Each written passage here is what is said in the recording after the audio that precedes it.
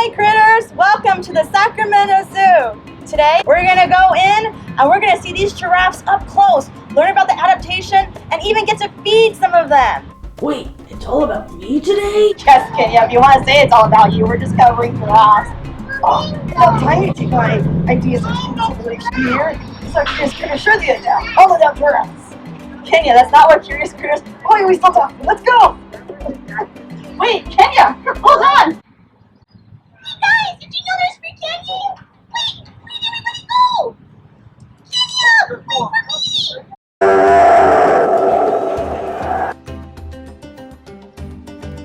Did you know Kenya is actually named after a country in Africa? Kenya can be found in northern Kenya and Tanzania. That is because he is a Maasai giraffe. Did you know there are also 9 subspecies of giraffes found in Africa? Pretty cool, right? Now, one way scientists can tell them apart is by looking at the spots on them. Spots are one of a giraffe's amazing adaptations to help them survive in the wild. Okay, she's hogging the spotlight. I'll teach you about giraffes. Come and follow me. Now, giraffes' spots are one adaptation that giraffes have. Yeah. We use our spots to tell each other apart. Me? Yeah, each giraffe, it's like a human fingerprint. No giraffes' spots are ever the same. We're all unique in our own ways. That's so cool! I knew you were one of a kind, Kenya! What about you? Look at these 2 giraffes. Do you see any differences in their spots? Another thing about our spots is it helps keep us cool. What? Yeah, you know, it's hot in Africa. Uh-huh. Underneath these patches is a network of blood vessels. We can direct our warm blood to the edge of these spots, forcing heat out of our bodies. What's really cool is these spots help with camouflage. What? Camouflage is a way we use our fur to help us hide from predators like crocodiles and lions. Oh, your fur is so important! Yeah, just check out our long necks too. Oh! That long neck helps us look out for predators, Oh! so we know where they're coming from and can run away from them. We can actually see them from miles away. Oh, that's cool! We also use our necks to eat on top of the trees. That means less competition for us, because not many animals have long necks like us. So here in the Sacramento Zoo, you're able to get close to giraffes. But you want to remember, whenever we're out in the wild, you want to stay as far away until this animal is covered by your thumb, so you can escape from them. Another thing we don't do in the wild is feed them. The reason why we're feeding them is because we are in a contained area. Now, if we were out in the wild, you wouldn't feed them. That's because once we feed the giraffes or any kind of animal, they begin to rely on humans for food. They stop learning how to hunt for themselves.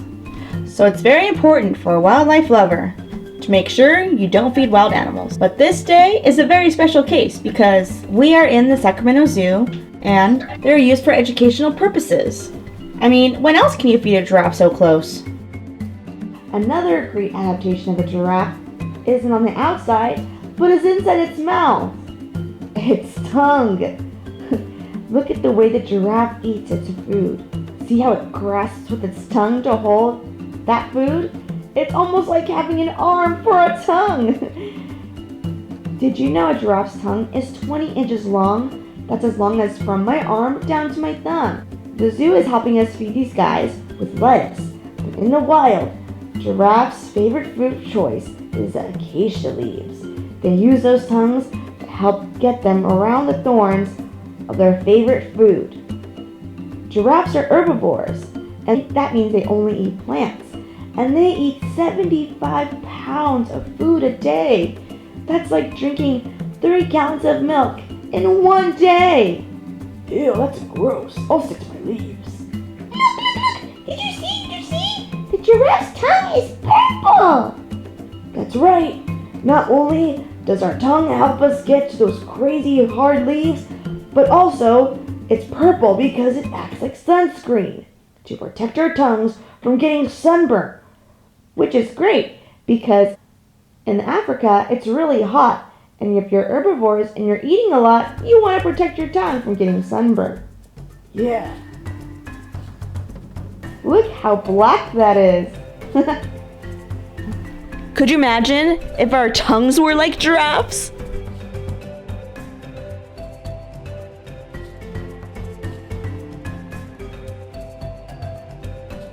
Do you guys know that when you go into the wild, you hardly ever see giraffes drinking water like this?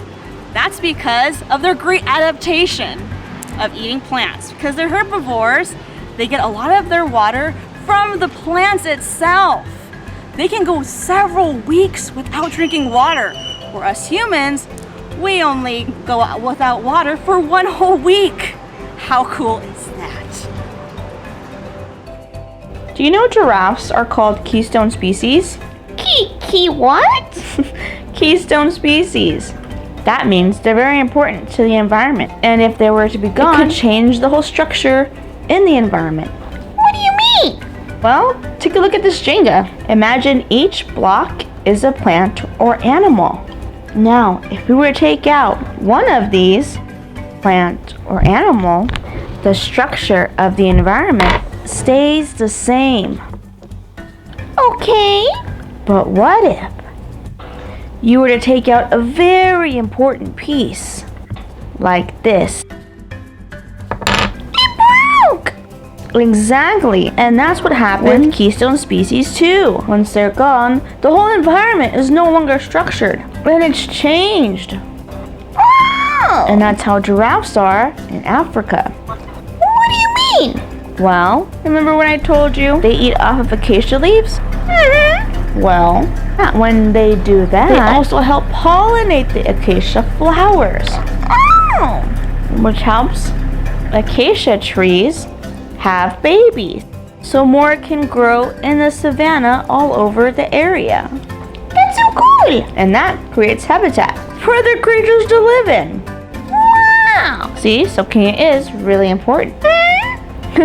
And that's why keystone species are really important for us to have around. Keep our environment nice and structured. Hey, why are we outside? That's because the day's done. The zoo's closed. What? Wait. The critters need to know so much more about giraffes. Kenya, I'm tired! Oh, come on, Tina. Just a little more. Well, we learned a lot today. We learned about adaptations and the big definition of keystone species. I think that's a lot for today. Oh, if you say so. It's okay, Kenya. We can always come back. Yeah, I guess. All right, well, it's time to say goodbye. Oh, these critters. Guys, see you next time. Bye, critters. And if you haven't yet, make sure you guys go and subscribe down below to my channel, where we cover new animals every week here. We even have story time. What? Yeah, by Kenya's cousin Mona. Yeah, she did great. Actually, I'm kind of tired. Yeah, me too. My stomach hurts and all that candy. What candy? All the candy on the floor. You eat that? Yeah? Uh-oh, Tina.